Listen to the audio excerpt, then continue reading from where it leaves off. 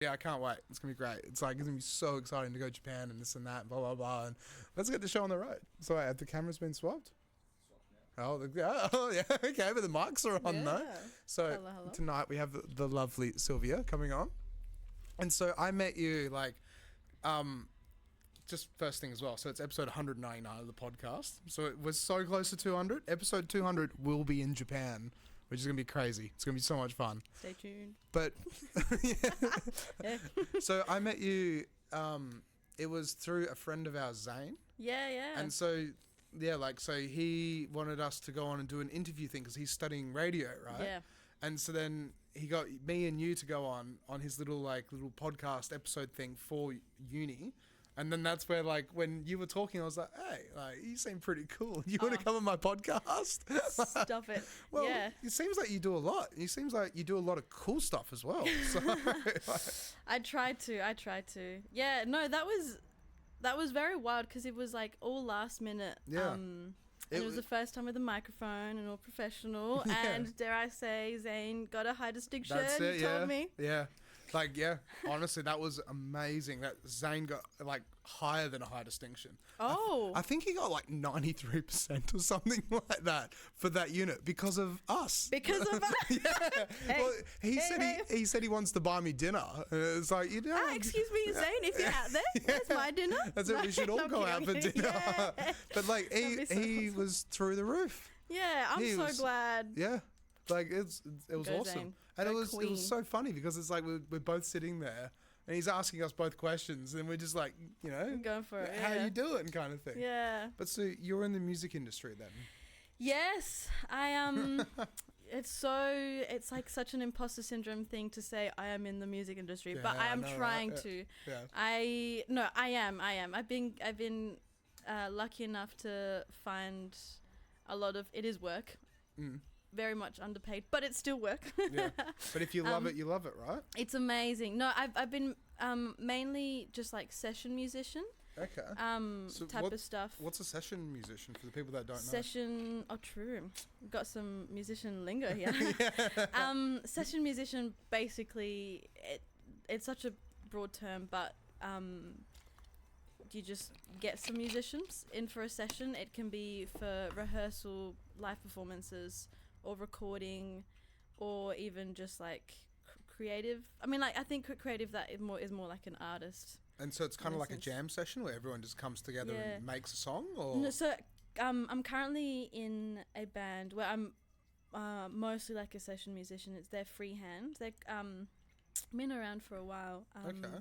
And with that, the singer, they already have the kind of song, a rough idea, and then you just get given the song, the chords, and then you just figure out, with my guitar parts, what melodies, solo, tones, whatever, with the pedal board, and then yeah. So that's more of the work I do. So I kind of get given the ideas already there, and then I just have to kind of put my flavor on it. That's still really cool though, because then it's someone will come along with the idea, and they'll be like, well, this is these are the guitar strings I want you to play, this is the cello or the piano or whatever it is, and then you come together to make the song, but then at the end of it, it's their song, right? Yeah, it's even though you helped compose it. I mean, so you're getting into a little bit of a good point right there. Yeah, straight into it. Yeah, no, I love it because it it's really hard, especially I did WAAPA, where I just finished last year, and I feel like the fanatic mindset of WAAPA is just say yes to everything no matter what, and I think that unfortunately allows people to devalue their work. Yeah. So for me, I was just yeah, absolutely, I'll play this, I'll drive for a 2-hour rehearsal and whoop and be fine for it. I think I will only start getting into not charging people. I mean technically though, it is my creative it's your stuff, my content, but I will only do that if it's something that I'm really I think passionate about. Yeah, passionate about / it's an idea that that I really care about, because I mean I've also tried to write my own stuff, And that's a whole different bucket, because It I think is, yeah. writing, once you have the idea and you have, you know, the words, emotions and whatnot, it's easy to be like, oh cool, I'm just gonna, you know, like pick ideas. So for example, like if I hear a song and it sounds like quite angry 2000s style, Punk then it's rock like, or something. then you know, I know exactly what pedals I have to use, what tone, what vibe suits it, or I can like juxtapose that completely. That's awesome. That's really cool. Yeah, but like if it's something that I've been working on, then, because it's happened in the past where I was in a band, and it wasn't set clear from the beginning that it was not a like a group project thing. It was actually just the singer. Oh, really? And then afterwards, once I was the one who put some chords on for the songs that I thought were the best ones. But that I don't know. I thought they were really, really cool. Shut up, Silvia. But like, they probably were really cool. Oh, thank you. It was two specific songs, because like I love jamming, and I am very much a musician in the sense that I'm very bad at working by myself. So I just kind of played some chords, got the bass player to jump on it, and then asked the drummer, because I knew exactly what the drums wanted to do, and then the singer on, and then I kind of gave a couple like word cues of what I was feeling, I guess. Yeah. And then the singer wrote the song, and then it turns out that wasn't fully mine, even though so it's something that I'm learning. And I think unfortunately, although it can be boiled down to like a value your work, it's such a social like it's such a social construct issue, and like thing that you have to come across. It's not just like a very dead straight, it's like it's just socializing, and that's where you have to set the boundaries, which is so hard. It's so hard when you're like, oh, I suck, I need to get better, or like, oh, this isn't good, or like, I, you know, like, oh, why did they even ask me or whatnot. So I'm getting better at it. With this project, it's really, really fun. Most of the rehearsals, it's just like a jam session. I mean, like, I have my parts, but it's very, very sweet. It's wholesome. Yeah, it's relaxed. So it's easy, I'm chill to just be like, yeah, man, let's go. I just get to play music. So what instrument do you play? I play the electric guitar. The electric guitar, very cool. Yeah, I play the guitar. How long have you been playing that for? I picked it up when I was in year 6, and now I'm realizing I have to do maths to figure that out, but I finished uni, so a while. Yeah, a while ago, yeah. A while. Yeah, I think it's funny because it's a love-hate relationship. Doing a whole degree on one instrument, man, I hate guitar and I love guitar. I mean, like, it's like the language that I learned. Did your whole degree on that one instrument? Yeah, I even did a year of jazz. Really? That can we pull up WAAPA? That's all good. What? Let's pull up. Oh, you know what? You know what is the wildest thing though is that I went into WAAPA. I did my audition on a borrowed electric guitar. On a borrowed electric I didn't even own my own electric guitar. I had like those like basic nylon string classic guitars, and that's what I learnt on. What type of guitar was it? We can pull that up. We can. I have my baby. She is a Fender Jazzmaster. Sunburst. Jazzmaster. Sunburst. Sunburst. Yes, but it's funny because I graduated, and it's like coming from literally nothing. Oh, that is a very pretty guitar. Yeah, She's spinny. She's spinny. Yeah. But it's okay. Yeah. So I literally bought my guitar based on feel. Like I'm still not much of a gearhead because I was more like theory, practice, blah, blah, blah, blah. Yeah. I bought that guitar 4 days before I started the degree. Really? Yeah. It was wild. And I graduated, and I actually... I'm like on the brochure for WAAPA, like one of the contemporary performances. That's awesome. And That's it was cool. the wildest thing, like going from like, and I don't mean this in a humble, like self-depreciative way, like genuinely being the person who was least informed and least capable on the guitar to having my face on a WAAPA brochure. I was like, man, I think the concept of imposter syndrome is it's like so in your head. Yeah. It's so in your head. And I need to constantly remind myself that, because it's like, but then, so what got you into music, like right at the beginning? Like what, and how did, because like buying a guitar 4 days before your degree starts, right? Like what's the story for this? This is so cool. The story is, I'm a very optimistic person. I'm like, she'll be right. And then I get to, I'm like, oh, fuck no. Like, I need to prepare. And I think it's, anyway, sorry. To answer your question, because you did ask it before and you explained what it was before. And I think you gave a more succinct answer than what I could give. But for me, it's just literally always been there. Like, I first learnt the violin, like in year 1 or year 2. I was playing like the marimba, and I was the one who was in charge of the big marimba at the back, who was keeping like big marimba. Sorry, the not maybe that's not the word. Can we try and find that? Am I saying the right thing? Am I marimba? Am I making stuff up? Yeah. Oh, what is that? Yeah, oh, yeah. Wait, I have seen those. I'm pretty sure. Yeah. Damn. Oh my gosh. So it's just big. Can you put on a video and then mute it though? Like, is it so? It's like a xylophone. Yeah, so you use, I mean, look, this is me talking out of my ass because I don't know anything about it. But I'm guessing it's a big family of these type of instruments. So I guess you can get like the wooden ones and then the metal ones like xylophones. But I was the one who was allowed in the back of the classroom with that one. That's cool though. So then my parents were like, okay, I think we need to like kind of do this whole like musical thing. And I remember like being really, really young and like asking people around me like, what's your top 3 favorite songs? And then like them giving me like the top 3 pop songs, and I was like, ew. Good. Basic bitch. I don't know. I've really, really always loved music. And it's funny because so I moved to Australia when I was 8 years old. What, from Colombia. From Colombia, Bogota. Represent. what city or town? Sydney. So we lived in Sydney for 2 years, and then we moved whereabouts to in Colombia though? Oh, sorry. Sorry. Bogota. Bogota. Bogota. Okay. Bogota. It's the capital city. It's, I don't know what the population is. I left when I was 8 years old, man. Who knows what? Who knows? Yeah. That's it. No, it's very pretty though. So it's like, it's proper big capital city. Proper big capital city. Proper words. Proper English. Yes. Yeah. No, don't worry, I'm full of that as well today. Proper big capital, big building. Proper big words. And yeah, I think it's funny, like, coming to Australia and kind of like coming into music when I'm in Australia.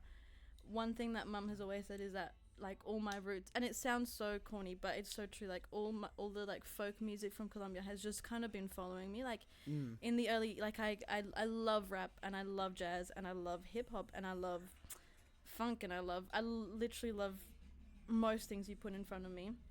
Yeah, wait, if you go back, so it's called cumbia, so that this is a style of music. Sorry. Oh my gosh. I'm getting too excited. So, it's okay. Yeah. So what? Let's go into it. Yeah. So basically, I've lived in Sydney, lived in Alice Springs, and lived in Broome, and here in Perth. And through that, I like did violin. I had to pick up the guitar in year 6, and then from there I got a scholarship. So that's kind of how I stuck to guitar, because I just got better at it. Yeah. It's not my only instrument. I love bass. I teach bass. I want to get better at bass. Very nice. But for year 12, I went to like a alternative school, a hippie school. Very cool, yeah. We have this thing called the Year 12 project, and you get to ask, it's kind of like a mini thesis for the Year 12s, and you get to ask or come up with a question. And my whole question was based around cumbia, because for some reason, when I'm in year 12, all I want to do is do like a deep research about the folk music style from my home country.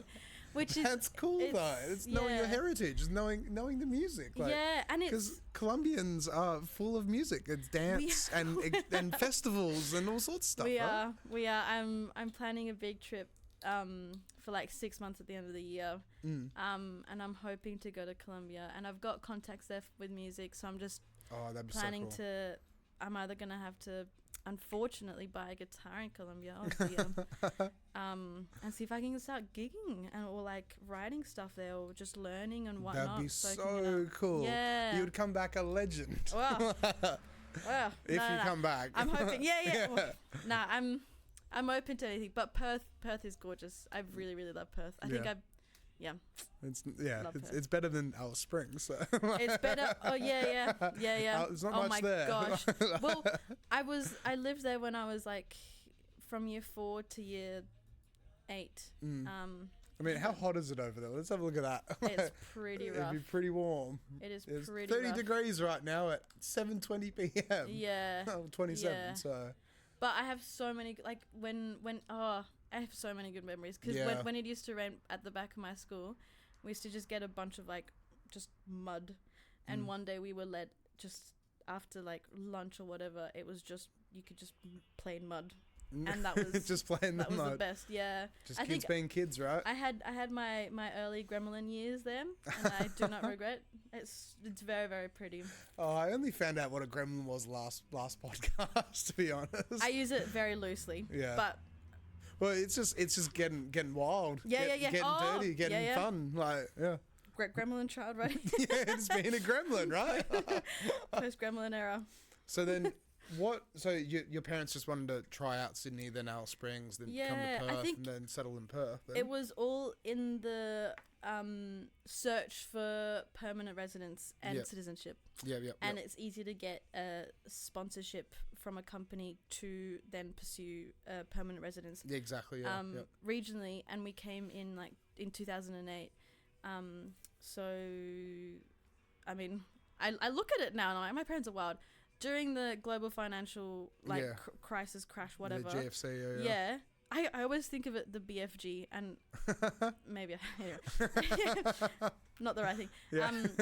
They came to Australia, so it was rough. So, and my dad, the reason we came to Australia was he wanted to do a master degree in sustainable architecture. Oh, very cool.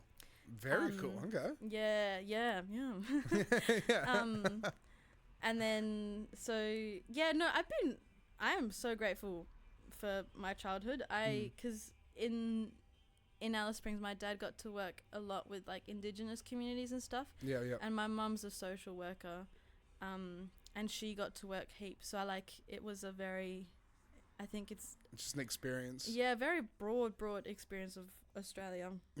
And I'm very grateful for it. No, it's very cool. But then, so with the music, so then like... Sorry. No, it's okay. No, that's cool though. It is cool. Like, because it's Alice Springs and... So pretty. And Broome. And Broome be gorgeous. And you grew up in Broome? Do you live in Broome for a little bit or... Nah. Oh, 2 years, I think. Yeah, okay, yeah. 2 years. That was also wild. Yeah. I honestly reckon just like growing up in small country towns, like in say Alice Springs, something like that, like... You make your own fun. Like you said, mud. Gremlin years, man. Yeah, that's it. I'm telling you. You get a motorbike and you just disappear. Yeah. Well, I was all allowed on motorbike. But gremlin years, I don't know. I can't remember much, but I had a lot of fun. Yeah, no, that's what matters. So then you moved back, you moved to here. And then so you got the scholarship for guitar.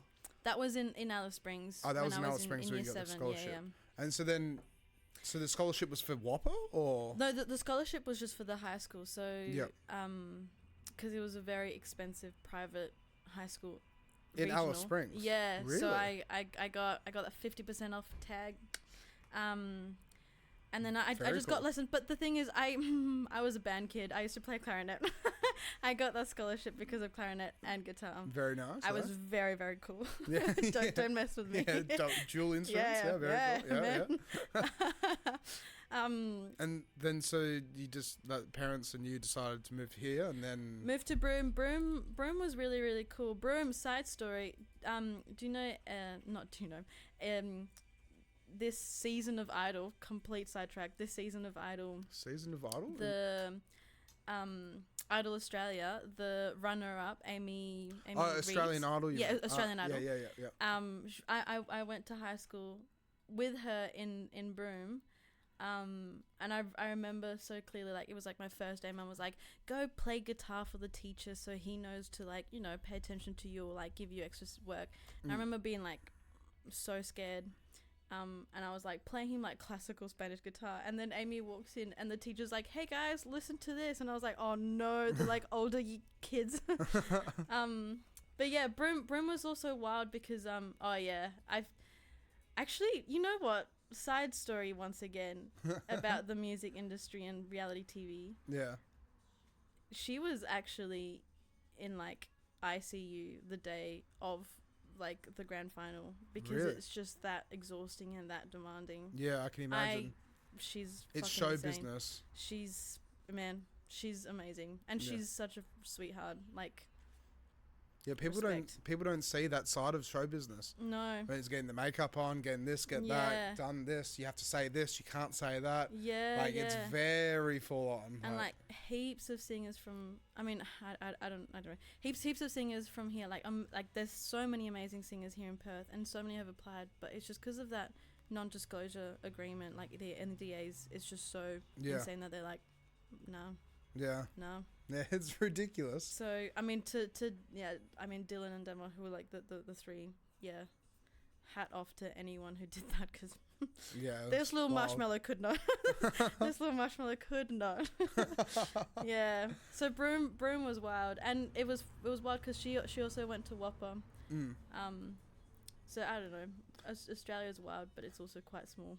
You kind of you can always bump into someone that you know. But then so after Broome, then you moved here, and then not long after, then you got enrolled in WAAPA. Yeah. So when I kind of was in like year 10 when I arrived in Perth, and like I kind of dropped music for a little bit until the year 12 project, and then I was like, I remember when it got time to apply for uni, Mum would take me, like I love many topics, but I don't know, I just knew I was going to study music.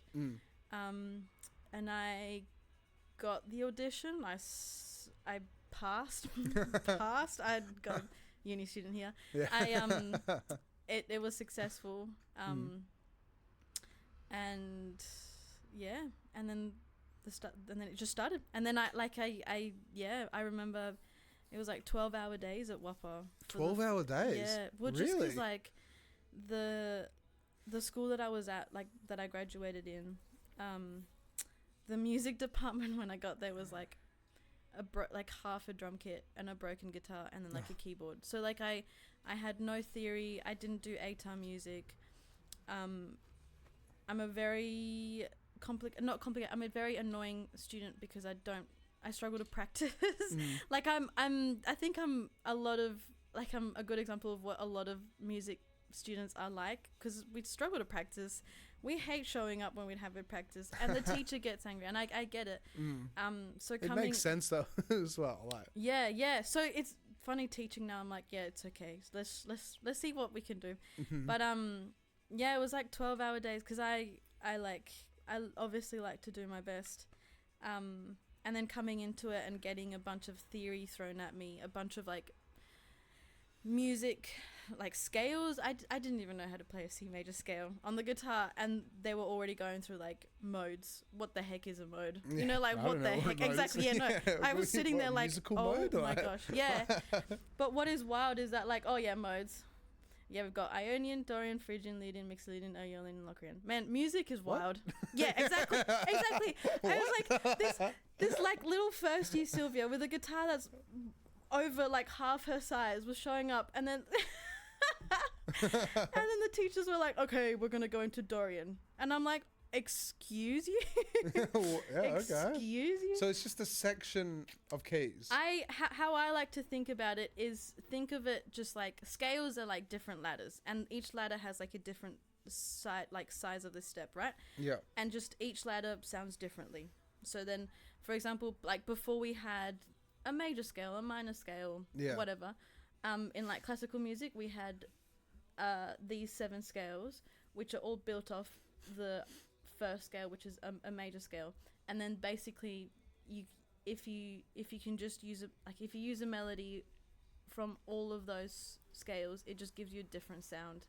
So like back, when you have like really sad music, you can have like a Dorian or like a Aeolian, which are like minor scales, or like a Locrian is like a really yucky, and then Phrygian is like Spanish, and then Mixolydian, that's more like major. Anyway, that sounds wild though. So see, like now I've always been a nerd, but like now I know what people mean when they say modes.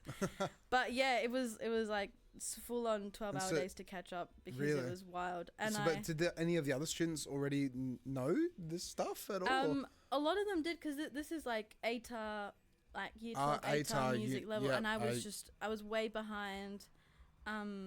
But did you find it easy to pick it up, or I mean, it was a lot of learning then. No, it was. It's funny. It's funny what stress does to the brain. Yeah. And I think, I think I'm now very, very cautious of where I am, where my head is at for a lot of things, because like the songs that we did in first year, they weren't hard, but I kid you not, I thought they were the hardest things on earth. Like they wouldn't stick. So like this stuff, I remember, I don't know how I did it. I think with enough stress and enough will, you can kind of do anything. Yeah. You can do anything. You can learn anything. Yeah.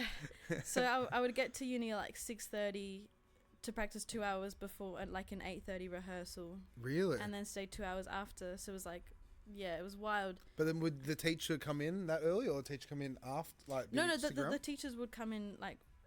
The grind culture at WAAPA is really, really toxic. It's actually really, really toxic. The grind, like the work culture. Oh yeah. Sorry, grind culture. No, that's okay. Yeah. The work culture. So like, that was just the norm. Unfortunately. So what, people just trying to do better than each other, almost. Yeah. No, like it's. I think it's healthy in the sense that no one's like bullying each other, like yelling at each other. But it's unhealthy in the sense that everyone's like killing themselves to become the best, because that's what like everyone at WAAPA is just trying to become the best. I remember, they just want to practice and just keep learning and just that's in a way that's good, because it's like, good because like at universities, obviously, like, you know, someone does a business degree and they might just walk through the whole degree and a pass is okay for them. No, but then it's like with WAAPA, if they're like, well, I want to be the best guitar, I want to be the next Jimi Hendrix. Well, then they're trying and learning it. So how many people would rock up to these? Is that the thing is, like, throughout my time in contemporary, I've been the only female guitarist that was ever there, and then I only met one other. I think there is one. I mean, in my time that I'm aware of, one other in classical, and then there was one other in jazz, but she switched to education, because it's better job opportunities than a music degree. That's something we can dive into later as well, because like the trying to get jobs within the music industry it can be quite difficult. It's gatekeeping. Gatekeeping and about who you know rather than what you know sometimes. But I remember like not struggling with it, but being like, like obviously being the only female here is like, it's a fact. It's like, again, I don't think I ever faced any sexism or anything like that. That's good. So good. So like I absolutely loved all the guys that I played with, all my lecturers and all my students. But I remember being in first year and this jazz guitarist, and she was at the time, maybe still, she was the head of jazz guitar at Berkeley. So she was like pro. At Berkeley? Berkeley's like a world-renowned music what was that? University in America. Like it's like where the pros go. Like the Oh, okay. Berkeley. Yeah, I think I've seen a movie about this. Maybe. Yeah. So like, did it just say average? Wait, go back. Average cost after aid, graduation rate 63%. Yeah. Whoa. Yeah. No, like this is like Berkeley is, I mean, like maybe like I don't know if it's just like huge hype, but like it's like the place they're to be. World-renowned players who are teaching there. So she was like the head of jazz guitar, and I remember she did this chat, and anyway, she was amazing. She was like playing circles around the head of jazz guitar at WAAPA. Oh, really? I don't know if this is gonna get out. Oh my gosh, it's getting out. Can't take it back. But I remember someone asked about like, hey, like, what is it like being like a female and like playing? And she was like, don't focus on that. Just try and become the best. And for the first 2 years of my degree, I genuinely tried to become the best, but it like I reached injury. You reached injury, really? By the end of second year, it was so scary, because it was literally, I had a gig the weekend before, the like semester 2, like end of year exams. Yeah. And I was only able to play like 30 minutes of that, like of 45. Oh. Probably less actually, because 30 minutes is most of it. All I remember was like 3 songs. 15 minutes anyway. Yeah. I couldn't like pick up my phone because of muscle exhaustion. Like Really? my wrists were screwed. It was really, really bad. So like I tried it and it did not work for me. It's so like, is there like a level of help as well, where it's like, because I mean, if the teachers see that, it's like, wow, this student's really going at it and doing 13-hour days and stuff like that, but then you get muscle exhaustion, surely there'd be some sort of like counselling being like, you know, we'll help you out, like that's a tricky thing, is because everyone there works so hard. If you're working hard, that's just the bare minimum. Yeah. But then injury, like there was a lot of support, and like when I emailed my lecturers and I was like, hey, look, and it was really weird because it was I emailed with a lot of embarrassment, even though like, what can I do? Like, it's literally my body being truth, like, I can't, like, it was so scary after that gig when I went to pick up my phone to text, and I couldn't. It was like too heavy, and I was like, whoa, somebody has messed up. Yeah. And I emailed them and I was like, hey, like, I'm so sorry. I will get a doctor's note as in as possible. Can I, like, and then I got all of my practical exams extended, but I still had to go in for my theory exams. Yeah. Because I wanted to get them out of the way. Yeah. And that kind of set off like a huge string of struggle with injury, which I think not many musicians speak about because it's so depressing. Can we look into that? Yeah, like it's so depressing. Because like there's a movie called Whiplash. Have you So I love that film. I've only seen it once, but I've been waiting for the right time to watch it again. Because it's so good. Movie marathon. Yeah. That's it. Like, it is. Yeah, I think. But so he experiences that in Whiplash, I'm pretty sure. From memory. Because he's just playing so hard, and his fingers getting blistered, and he's just not like. Yeah. It's just like. Thank God I didn't have such an asshole of a teacher that threw shit at me. In Whiplash. Yeah, I think unfortunately, like, no matter how mean people can be, you can be 10 times meaner in your head. And I think that for me was the biggest challenge to get over. And I probably sound psychotic, but like the voices in my head being like, "Oh, you're not good enough. Oh, it's like your technique is not right. It's your fault. You're here." Well, it's your inner self being like, it's your brain being like, you can try and push, but at the same time, you're not pushing hard enough. Like, also, I remember like 2 weeks before that, I was like, "Oh, I really should stop," and I was like, "No, you're not trying hard enough." And it got to the point where like I couldn't lift my wallet and I couldn't lift my phone. Then I stopped and I was like, You shouldn't get to that level. And I haven't I haven't gone there like since again. Yeah. But that's good though, because then like you know where the line is almost. But also like the amount of content that you have to practice. I think it's funny. I never expected injury to be such a huge thing, because not many people talk about it. And like there's that other movie, completely different, but it's about the ballerina who gets injured, Black Swan or something like that. Oh, Black Swan?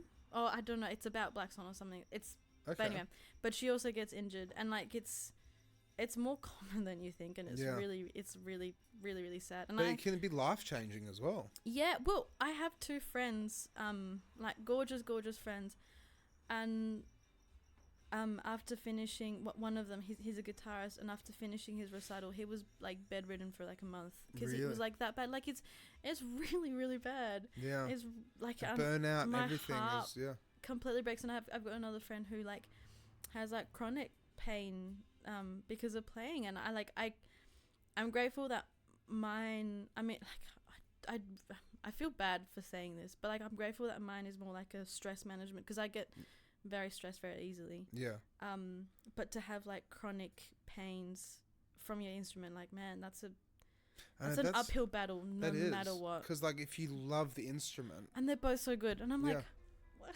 But see, it's something for me that I'm starting to like realize. I only realized this the other day. It might be because my ears are blocked. I hope it's because my ears are blocked. But basically, because I've been DJing for 10 years, and I have my headphones on this ear, and then I have a fallback speaker here. Yeah. So my here, and also going to the nightclub, which is my own fault as well, on every Saturday for 5 years, from midnight till 5 a.m. every single Saturday, right? It's just like from over time degradation of my ears. Yeah. But because I've had that fallback, and sometimes I get, tipsy, drunk, whatever it is, and partying the whole lot, having it too loud, it's like if I block this ear, it's like I've lost a little bit of the highs and the mids. Oh shit. And that's for me the last couple of weeks. It's not tinnitus because I don't have any ringing sounds or anything like that, but it's now being aware that it's like it's not perfectly equal anymore. It's almost like so it's a bit scary. I need it as soon as I get back from Japan. I'm booking myself in for hearing and get checked out and see what the plan is.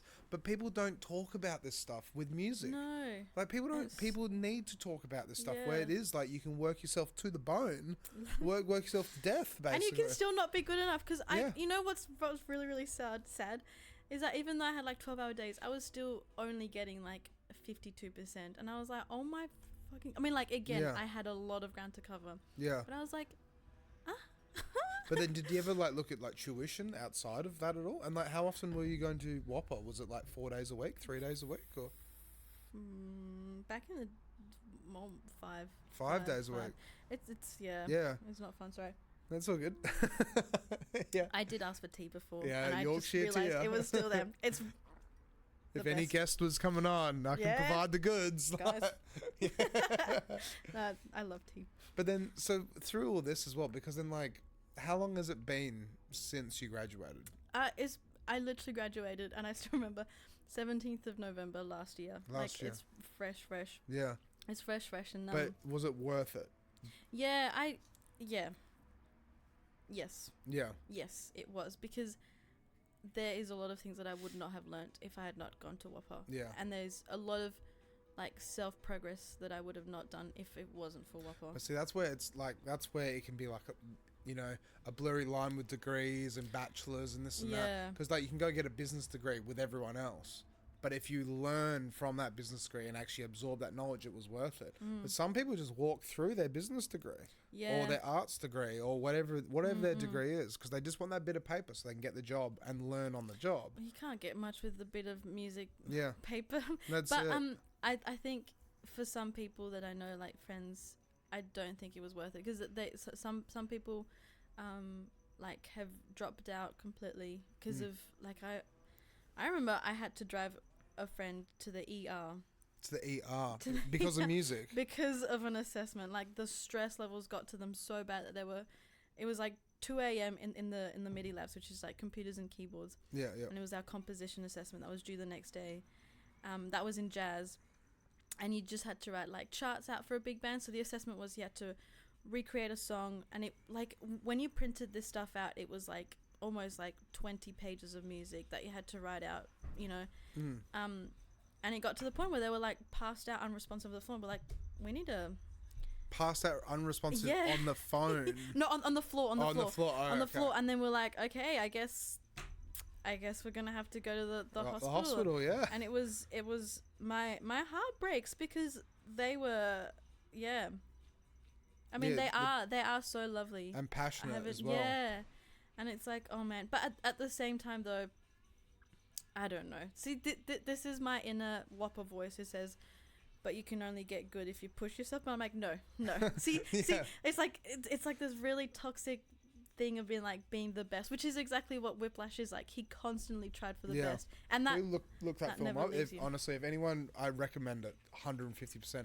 If you like music, it's like, what is it? So it's a promising young drummer enrolls at a cutthroat music conservatory where his dreams of greatness are mentored by an instructor who will stop at nothing until to get him to be the best he possibly can be.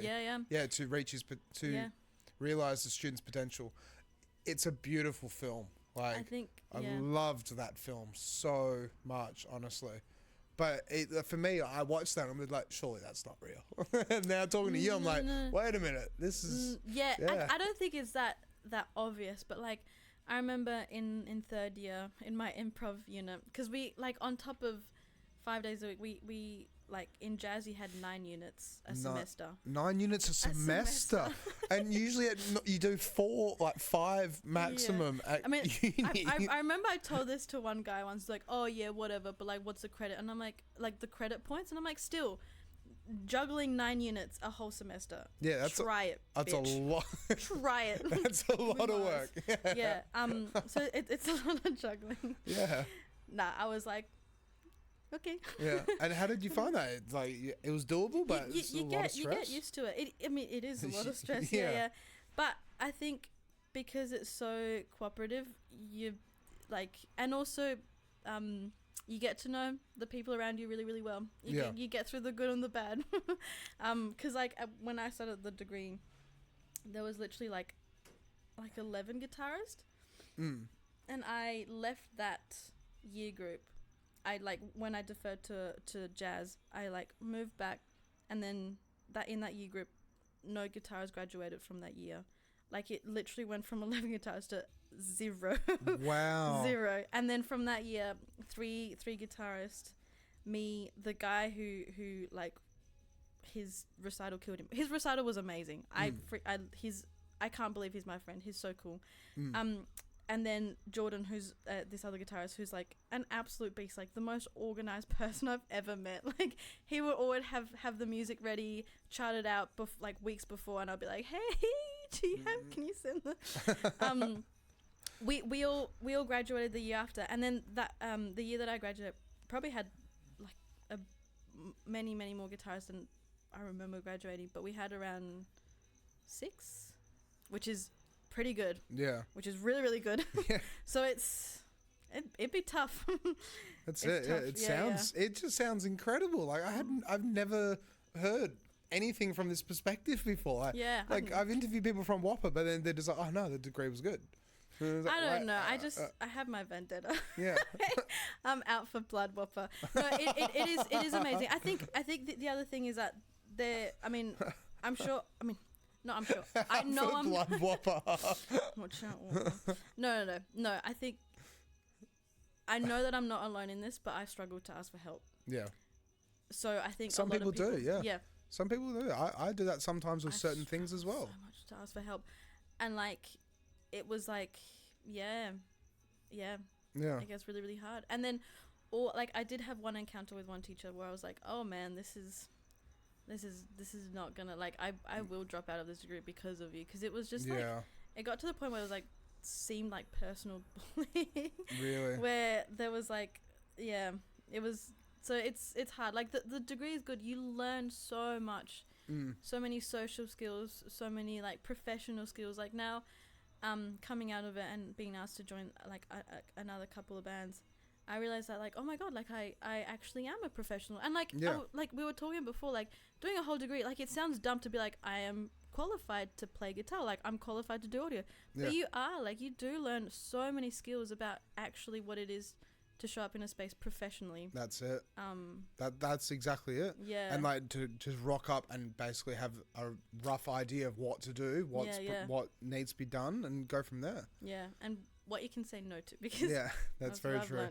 Well, so how have you found it now? Like, so through your degree, have you been in and out of bands, and like, and then so like, what has it been like being in, like, what how many bands have you been in? We'll start off with. This is like a body count, but with bands.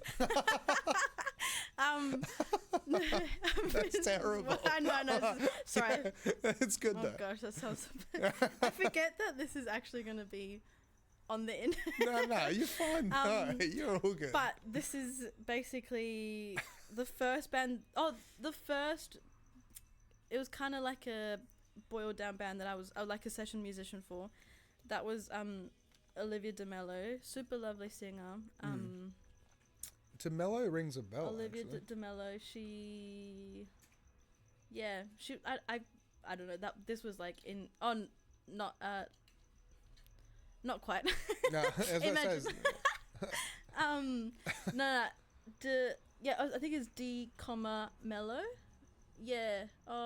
I think it's the girl with the blonde. No, I don't think that's her. But anyway, Perth wedding DJs. Yeah. But that's all good. Yeah, that was fun. I like my first live gig was at the Rosemount main stage with her, so it was wild. So yeah, Rosemount's so much fun. Right? Yeah. Oh, it's the best. And then after that, it was the band Call Your Mum. Call Your Mum. Call Your Mum was the band name. Very cool. Oh yeah, that's her. So I got to play with her. Give her This was a couple of years ago. And then, so it was Olivia de Mello. That was a lot of fun. Then it was Call Your Mum. That, unfortunately, it just kind of fizzled out. Because that's what a lot of people don't realise as well. It's like when it comes to a band... It's a marriage. Yeah, it's literally... Yeah. I look at successful bands and I'm like, oh...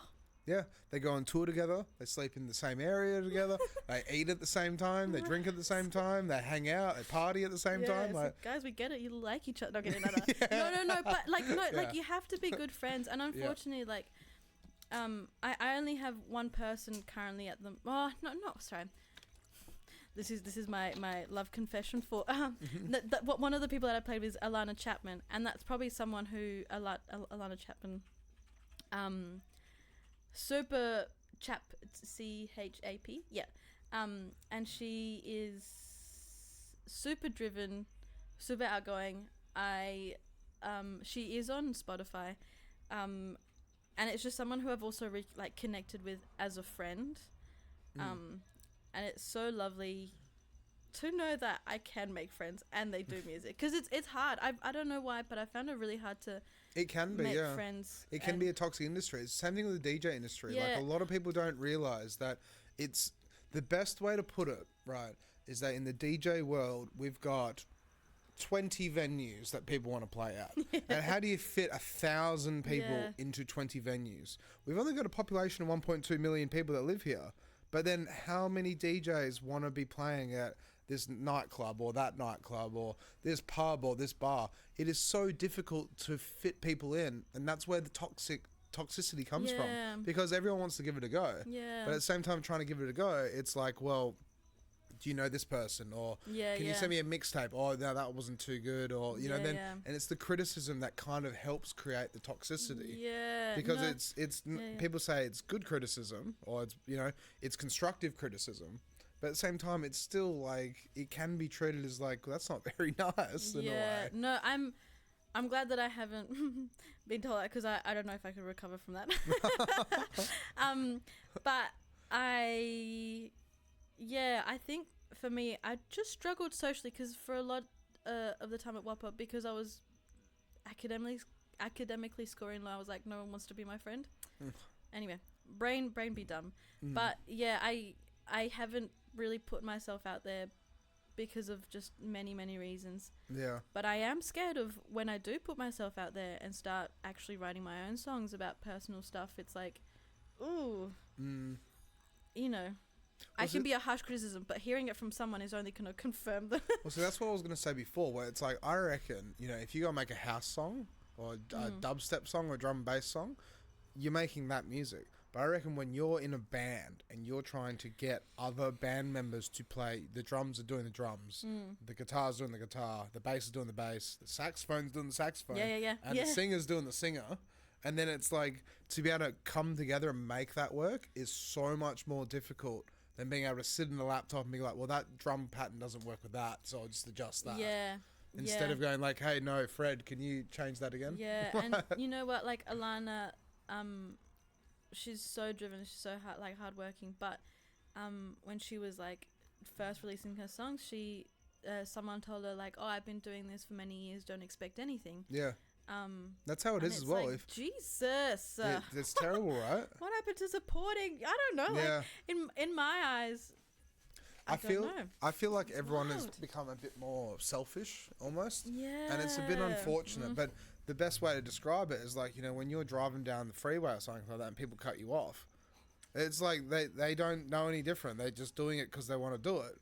But they don't think about other people. That I'm just going to cut him off. It's like, and it's how it is. One thing I've noticed, which this is an internal thing that actually angers me, right? Is that people don't have manners anymore.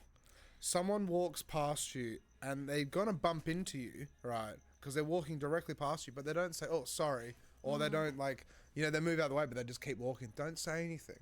Being polite, being nice, just saying, oh, sorry, you know, or, you know, or can I squeeze through here, sorry, or like something like that. Just use your words and be nice.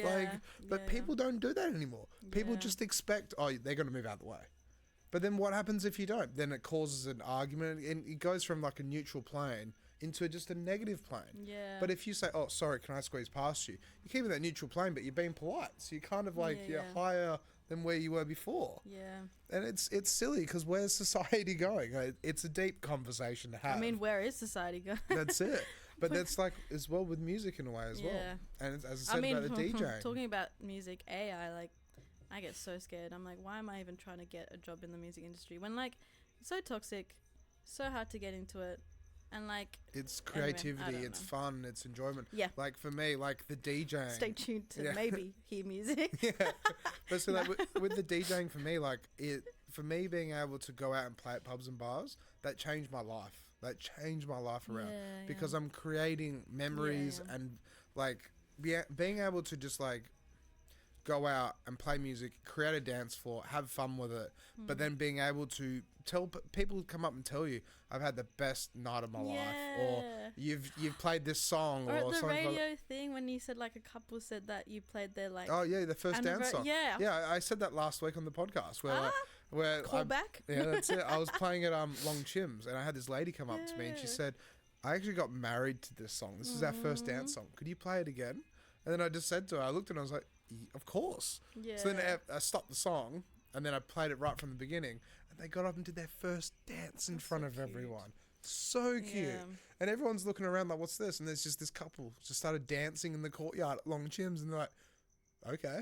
And like obviously people are sitting there like, well, I don't know, whatever this is. But to them it's like they're recreating their first dance when they got married. So cool. That music moves people. That's the thing about it. And it can move people in good directions, or you know, it's tough world out there as well. No, I can do a lot of like self-depreciative jokes, but I do like feel it when you play good music, like when you're on stage with a good band and you're playing good, you're like, heck this sounds really good, like this is good. How many gigs have you played, like at Max? You said you've done the Rosemount. I've done Rosemount, 459, Bird, Indian Ocean, El Grotto. I've done a bunch of gigs down in Albany. Can we pull up all those bars in segments, please? Like. No, I've been, you know what, like, I think... Bird. Yeah, that is definitely a bird. I played Bird. What was your favourite gig as well? My favourite gig? Or like your favourite venue to play at? Because that's what the other thing as well is, like, people don't realise, but like, you know, for a DJ, you just go in and you just connect to the house system and you go from there. But then for like playing at the Bird or playing at Mojo's or Rosemount or something like that, it's all acoustically treated differently. Like the sewing room used to be so cool, right? Yeah, the sewing room. Oh my gosh. Because like the aardvark. Oh. Yeah, that's it. But like the sewing room was so good because you could stand out like you'd be right at the stage. And it'd be loud and it'd be so much fun. And you walk to the other end of the venue and you can barely hear it, because of the way it was treated. So you can have a conversation at the back, but then you can still just have a party at the front. Or you can be on stage and not hear yourself. Yeah, and that. You can be playing and be like, and not anyway. Nah, look, I actually talk about the sewing room. That was with Call Your Mum. There's one time I don't know. I was just like, I don't know, I got nervous on stage, and then I just had to pee on stage, and then I just ran off stage. Really? Well, because the drummer's like snare had something wrong with it or whatever, and I was like, this is my chance. If I don't take it right now, so I literally like put my guitar down and like ran through the crowd. So the music did stop because you had to fix the yeah. No, sorry. I was about to say, it's like I music am professional. Hasn't stopped. Please hire. I will not. No. Look, the music has stopped. Like they stopped playing, and I was like, okay, I'm gonna go right now. You know what? My favorite gig was probably down at Boston Brewery in Albany. Boston Brewery in Albany. Because we got like a whole 6-pack of ginger, like of our so we got, I think we got like 100 each plus a 6-pack, and I was like, man, this is really good payment. Yeah, This is in this economy. Yeah, so that's something we can dive into as well. But Boston, maybe it wasn't that one because it didn't look that nice. I don't know. It was literally. How long ago was it? Oh man, this was. Might have got a facelift, maybe. No, it was this place in Albany, and it was I don't know. It was very wholesome. We played 3 sets. It was not that fancy, but it was somewhere in Albany. Albany is a really, really good place to go down. Yeah, I can imagine lots of people will go watch live music. Yeah, because it's like a little holiday road trip. You get to play music, and usually after paying, like getting paid for gigs, the holiday pays for itself. Yeah. So you're like, sweet. That's it. I just got That's what I want to dive into as well. What I can't believe, right?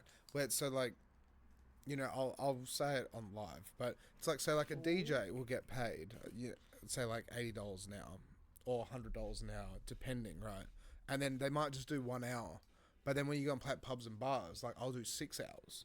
So it works out really well because I do a Friday and a Saturday, and then that way it actually works out to be like almost full-time wage. But then I'm only working those 2 days of the week, right? But then as a band, it's like you could get paid $500, $600, but then you divide that by 4 people, and then you don't get that much. But as you said though, it's more like you go on a road trip with your band members because you're basically married together, and then it's like you have so much fun though. It's like it's an experience. It's the memories. Like I've got this guy coming on after the Japan. And he went on an American tour with his band in the 90s, I'm pretty sure, in the 90s and early 2000s. But then through doing that, it's like I want to ask about, you know, his stories and stuff, because imagine, like, you know, getting in a combi van and driving to California. Yeah. And like things like that. My my road trip tour stories, they're all kind of overridden by uni. Like the last tourish I had was the week before exams, and I moved that week of exams. I moved house. Really? So, but that was fun. I think the biggest thing is, it's so funny meeting, like having rehearsals with people, and you don't particularly get to meet them in a very personal way. But then once it gets to like bedtime, seeing like what type of pajamas people wear, like that's such a personal thing, right? Like literally, like, are you gonna wear like a matching set? Is it like a weird thing, or are you just like just an old shirt and like a shorts type of person? Like it's funny. I think that's probably my favorite thing. And like I'm a very playful person, so I love playing board games, and I love playing just coming up with like stupid games. So like seeing how competitive people are, because you know, like you're on stage, everyone looks cool or whatever with the instrument, but then like get them on like a game of like Monopoly, be like, oh, okay. See, that's one of the reasons why I started doing this as well. Because it's like when you go to a concert and you see someone on stage, and it's like it's completely different, because when they come in here, it's like, you know, on stage you could be a firecracker. Like I can imagine you'd be rocking out, jamming out. But then, like, here, you know, you're lovely, you're funny, you're... Sorry, that was cringy. No. That will not be in the fun one. No, but that's what I mean, though. You can it's just, like, blur that out, make it look like something. No, I'm kidding. We'll do it again. No. Yeah. No, but that's it, though. Yeah. It's fun. Yeah. It's so fun meeting people. Yeah, that's it. And so, like, how many tours have you done? Literally only 2. Only 2, okay. 2. Yep. 2. I've done one with a cover band that I had, Alma. Yeah. And the other one was with Alannah Chapman. And that was like they were both very. Actually, one good story is the drummer from Alma. It was pajama time. Shut up, Silvia. It was bedtime. Pajama time. So I put on his pajama, and he had this I forgot what they're called, but like they're like. What's that material from like the early 2000s? Like the running, like it's like the lycra. Right, it's fluffy. I don't know. What does it look like? Can you pull up a picture so I know if I'm saying the right thing? So wait. Pajamas from 2000s? Like early 2000s, like running matching gear. Oh no, not pajama. It's like, yeah. Oh, like nylon or something. I don't. Yeah, like that. It was like that material, and it was black. but it says something like Booty Man or something like that in the back, and I was like, what? See, this is what I mean. I mean, dude, he's such a cool drummer, and like his girlfriend is Amy from Idol, so like amazing musicians. Pulls out these pants. I was like, who are you? Why are you so iconic? Why are you literally so iconic? Yeah. Anyway, that's so funny though. I'm like, so it's funny. It's pajama time with your bandmates. Pajama time. Oh god. But then, like, how many bands have you been in and out of? Because you said cover band as well. Like. Yeah. So okay. We got there. While you were talking before, I was like, I never answered the question. That's okay. So it was Olivia DeMello, Alannah Chapman, then Call Your Mum, as well as Alma, as well, kind of like in a band with like a singer from my year. Her name's Ellie. Her artist name is like Nora L. Really, really cool vibes. It's like ELLE, I think. Oh my god, I feel really bad. Nora L. Perth, yeah. Like amazing. Kind of like folk fairy tale, not fairy tale, like folk storytelling music. I love her. Yeah, she's so cool. And then apart from that, oh my god, no, duh. I'm currently in a band with Sophie Lila. She's lovely singer. I've only like recently I think it's, oh my god, see her Sophie Lila. Oh my god, I feel really, really bad now. I only recently joined her band, but she just started the oh yeah, maybe it's that one. She just started WAAPA in doing the, yeah, that's her. She just started, oh my god, finish your sentence. She just started the diploma. Yeah, love the singer. I'm really keen to see where this project goes. It's funny getting there and kind of being the older one. I need to get myself a walking stick when I get into those rehearsals. Yeah, that's how I feel sometimes as well. Yeah. I'll finish a gig and be like, back in my day. Yeah, I'm having trouble walking at the moment. So I'm playing with her. So, oh gosh, I can't keep track. But I'm sure there are a couple more there. I feel really bad. No, it's all good. So I played in like a bunch, and like I also like jam a lot with friends, but at the moment, well, because of uni, I just took a huge step back. Yeah, that's completely fair from what you've just told me before. Like, I didn't even know that's possible. That it's like you're at uni and you studied so hard, you passed out on the floor.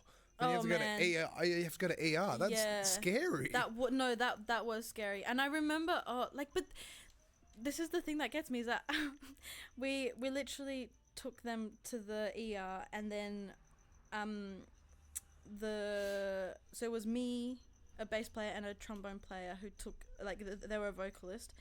And we took them, and then I was like, hey guys, you're more than welcome to crash at my place. I used to, that time I lived in Mount Lawley, so it was like the same suburb as WAAPA, so I was like, just come crash at mine. Yeah. And can you believe I locked myself out of my apartment that so I was sitting there at the bottom of my apartment, and I was calling my housemate at 3 a.m. and she came down to get us. She was like, Sylvia, you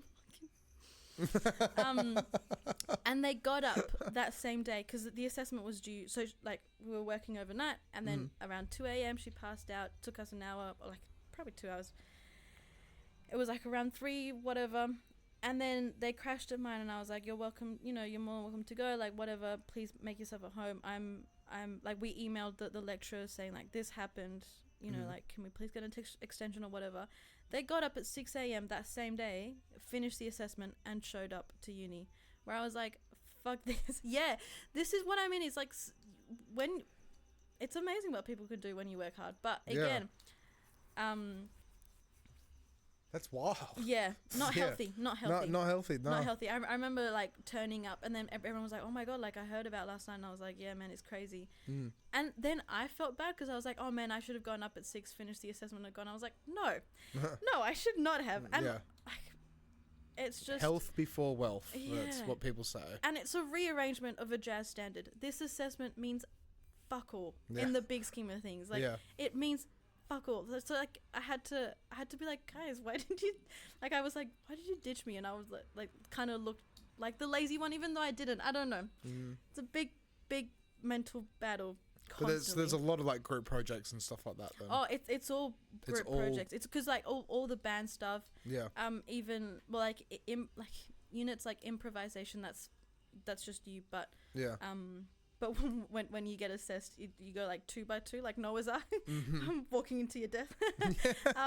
Yeah. So you get to hear other people and go like, oh, that sounded really, really good. Here we go. I'm gonna get so lost in the form. I'm gonna not know what I'm soloing, and it's gonna be fun. But I passed. Yeah. I got the paper. They no longer can kick me out because I actually graduated. Very good. That's cool. That's awesome, though. So then, like we were talking before about like music therapy. Yeah. Before we went live, because like we've been talking like an hour about WAAPA, which is cool. I can talk. It's good though. It's good. Yeah. Right. But then, so like music therapy. So then you're starting to look at diving into that. Yeah, I well, to fund my life during WAAPA, I had to find work, and I did a lot of teaching. I love kids and I love teaching. I taught at Mega Music, and actually that was mainly at Mega Music. Yeah. Okay. And then I kind of just stumbled through like a friend through a place called Music Rocks, and they do a lot of work with people with intellectual disability. Oh, actually, intellectual and physical.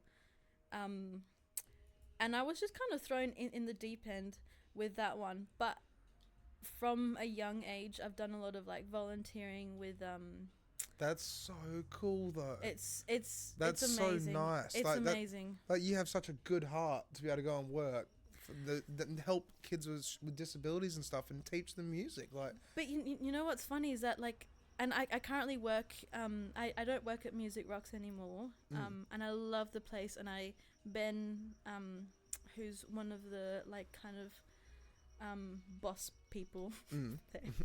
Adult language. Yeah. Boss people. He taught me so much, and I appreciate him so much for what like the really valuable lessons of like understanding what like an actual connection with students meant and how much effort that took. But anyway, I currently work in disability, but you know, like what I found funny is that when I was young, I struggled to interact and make meaningful connections with anyone with disability because it's hard. It's someone who sees the world, communicates in a very, very different way. Yeah. But now, for some reason, I love it so much. Oh yeah, Ben Firkin, absolute legend. But I love it so much because it's like just other neurodivergent people who won't judge if my brain just doesn't do the thing it's meant to do. So it's really, really. It's really, really sweet, and I currently work at Proudly Productive, and that's Proudly Productive. Gorgeous place. Okay. Whereabouts is that? That's O'Connor. So I've never heard of Music Rocks, but then at the same time, I want to see if I can get Ben on, Ben on here. Like, yeah. Oh, look. Like just dive into that world. Like he did WAAPA, and he did WAAPA, an amazing bass player. But I remember like I had to take over like whole school groups and students off of him. And I remember each week they'd be like, where's Ben? And I'm like, oh man, I'm so sorry that it's me. Well, what do you want? He's just someone who like, I had to, he would connect with people so easily. And the tricky thing about Music Rocks is that some sessions, it's all by ear. You have to learn the song by ear and teach it by ear. So you have to have a really, really sharp musical skill. Yeah.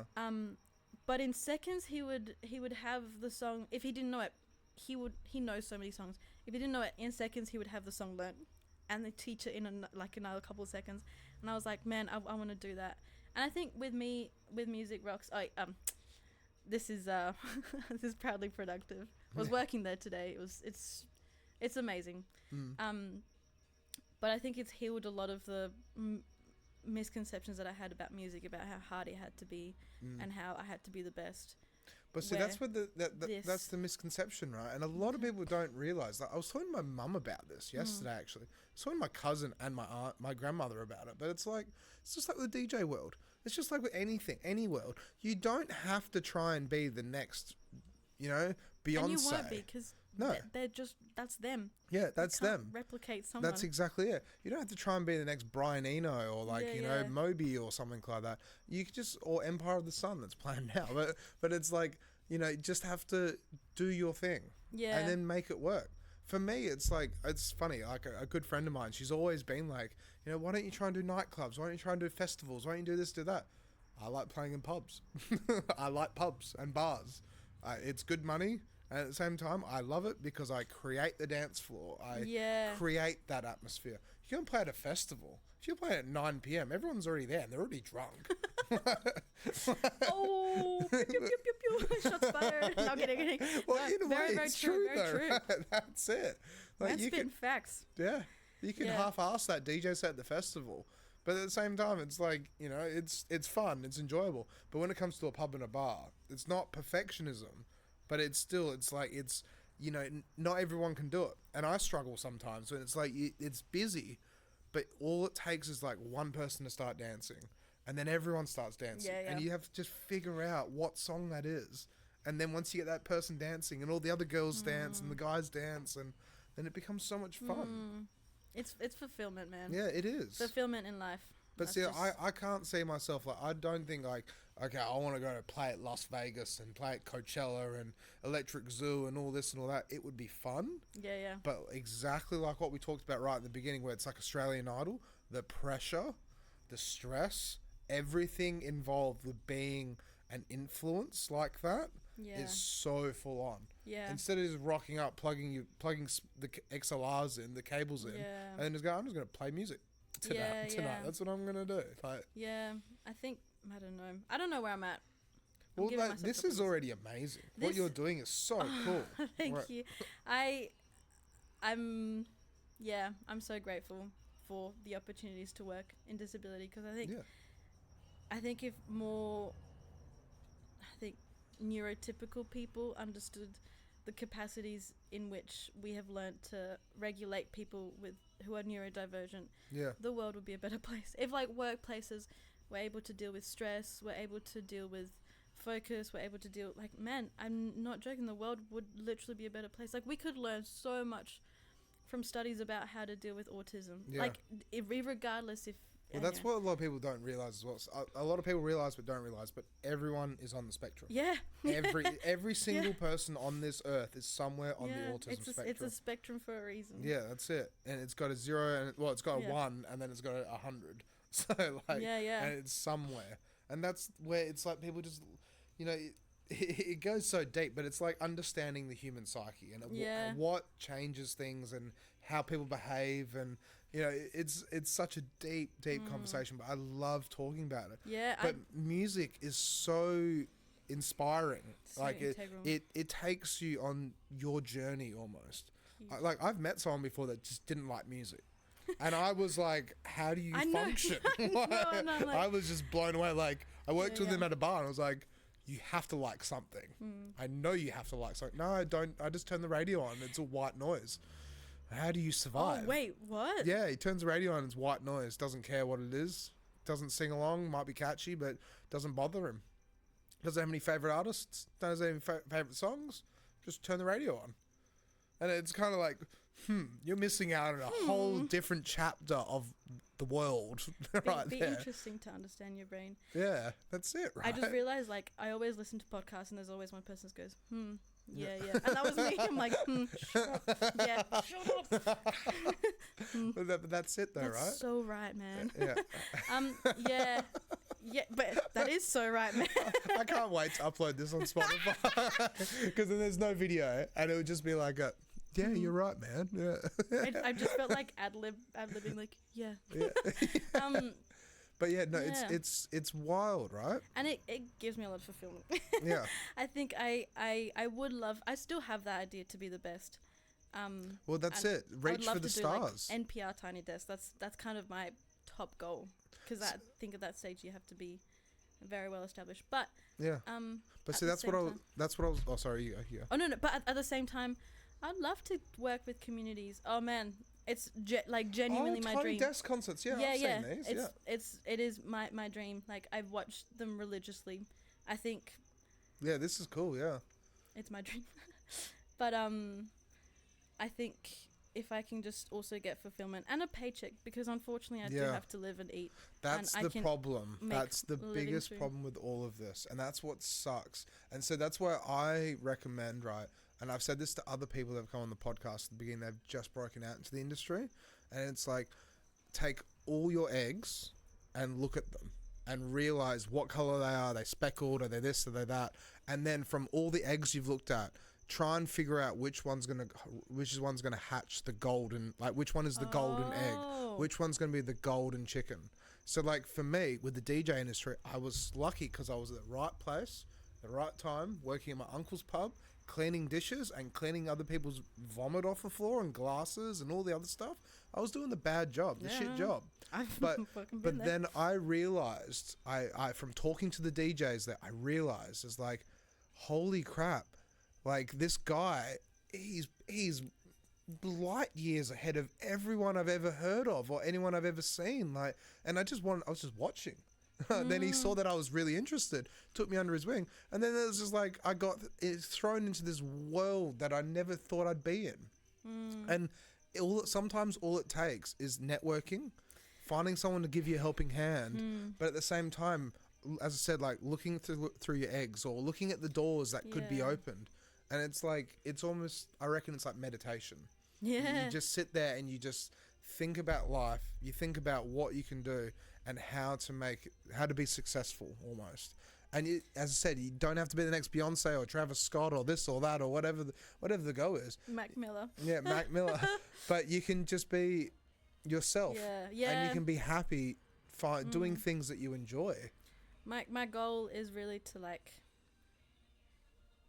put on shows with like individuals with like disability. Yeah. And then also like mix, going way back to the start of the conversation, like different styles of music from Colombia. And then that'd be so cool. Yeah. If you brought that here, who else is doing that here?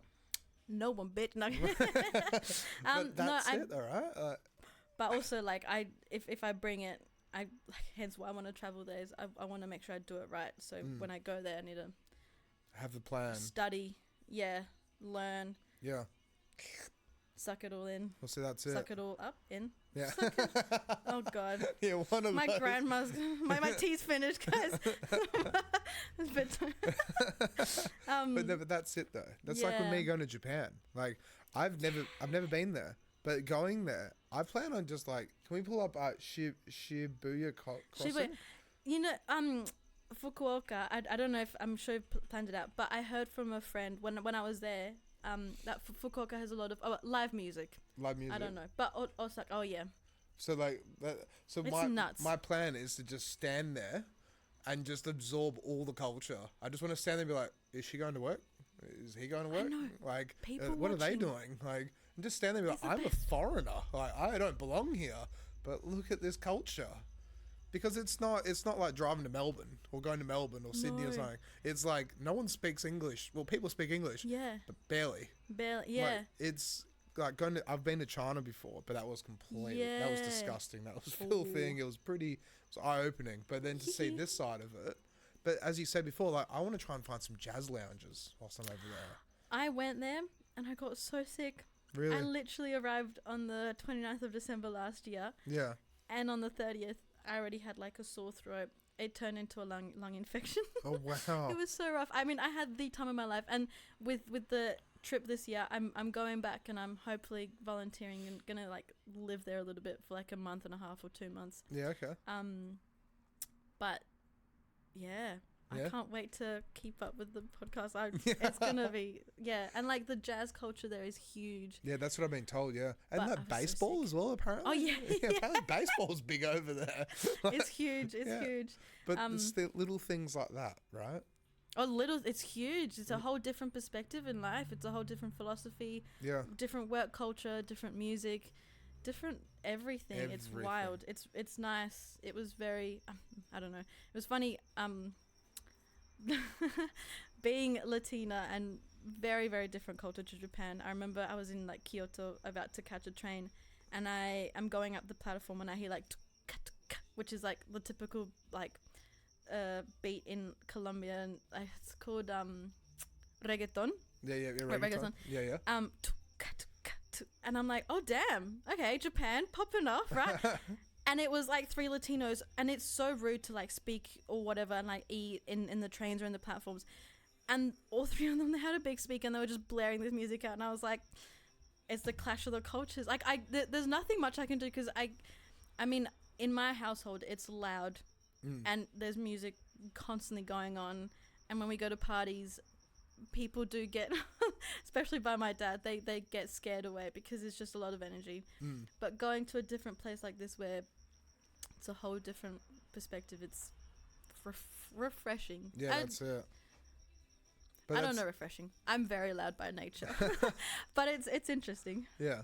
But that's it though. It is refreshing. Because like that's where I find well, the way I've looked at it as well, it's like you can spend your whole life in one city, and it's not a bad thing. You can you can become wealthy, you can do this, you can do that, you can do whatever. Within that city, you spend your whole life, you meet people, the whole, whatever you want to do in that place, right? But when you go somewhere else, like say Japan or something, or somewhere, then you just get shocked into just like, you're not the only one, you're not the only city, you're not the only place. Like, you're irreplaceable, but you're also irrelevant. See, like, I would love to travel to Colombia as well. Yeah, like, come along. That's on the bucket list for me. Because like Brazil, Colombia, the whole lot, South America, I can imagine it'd be so beautiful. It'd be wild, yeah. Yeah, it'd be so beautiful. I love saying it'd be wild, like as if I'm not from there. Yeah, man. I wonder what it's like. Yeah. Do it. So, with your music then, so if you do go to Japan or Colombia, would you ever try and find gigs or anything like that? Yeah. I think in Japan, my aim is to, maybe I'll be sitting in Kyoto, and the jam culture there is much bigger than here. There's not many jams where you can just kind of pop up, and then maybe just borrow a guitar. But then again, unfortunately, like, I studied in Shinjuku, and if you look at the amount of like jazz bars or cafes that were in Shinjuku, I was like, oh my gosh. But I was so sick. I was coughing all the time, and I was like, I'm not gonna go into an enclosed area. Yeah, just in case. Because I just looked like the really, really rude foreigner. And I've been looking like the really rude foreigner because I've been making so many mistakes. And I just got really anxious. But anyway, there's so many. And yeah, just do late night jams, and then just get playing, start practicing, get out of my head, out of the WAAPA Perth music scene mentality, and see if I can bring a different perspective into my music, which I can. But like I said, like if you say go to Colombia and you absorb all the music from where you were born and like from where you lived and everything like that, and you bring that back over here, there would 150% be an opportunity. Yeah. Where even if you're just like a Latin band, or you did Latin nights or something like that, or something. Yeah, I've completely fallen in love with this jazz, like jazz fusion trio called Acá Trio, and they're from Argentina. And Argentina, I don't know what's happening there, but the jazz musicians there are on a different level. Yeah, okay. It's like ACA. Oh, this is interesting. So ACA space SECA. Oh my god. And then trio, space trio. And so we're running out of time though. Oh no, good. But anyway, I'm planning to go through Colombia and Argentina and just meet and learn from as many musicians as I can, because they're insane. It's like really they I don't think they're together anymore, but they're insane. Sorry. That's all you have to do though, is just go to bars, pubs, and mingle and chat to people and be like, hey, you're a muso, I'm a muso, and then you connect. What a coincidence! Yeah, that's it. And see where it goes. Yeah. I got my guitar here. Oh my god. Can I give it a go? That's it. Thank you so much for coming on, Silvia. This was so much fun. Yeah. Well, if you want as well, like say in like a year or 2 years, like get you back on and try and do like maybe like more of a group thing. Yeah. Talk about music. Yeah. Bring it on. This was so much fun. Yeah. I'm glad. No, it's good. It's good fun. So, I mean, it's episode 199. So, I mean, we've been going for 5 years now. I don't want to stop this though. It's too much fun. Yeah. You get to meet people like, like yourself. Bubbly, fun, and just having a good yarn. So, yeah. All right, well, thank you so much. And then, then I'm off to Japan next week. So we're having a 3-week break from the podcast and kind of a 3-week break because I'm going to be trying to interview as many people as I can in Japan and we'll see how I go. I'm going to hotspot my phone and then, so cool. Make it happen if I can. But yeah, it's going to be exciting and very interesting. So yeah. But thank you once again. This has been an awesome podcast. No. This has been good. This has been really good. I will now. Yeah. I'm so keen. I was so scared of it. So keen. No, thank you very much. Honestly, that's the thing. I tell everyone about 9 out of 10, 8 out of 10 people get a bit anxious, a little bit worried. They've never been on a podcast before. Yeah. But then it's like, how much fun was it though? Yeah. It's good. From me. Yeah. Silvia approved. There we go. We got a review right at the end. But thank you so much. No, my pleasure. And we'll see you guys sometime soon. Woo. Sometime in Japan soon. So, sometime in Japan. Bye. Catch you guys. Sweet. Yeah, there you go. I need to pee so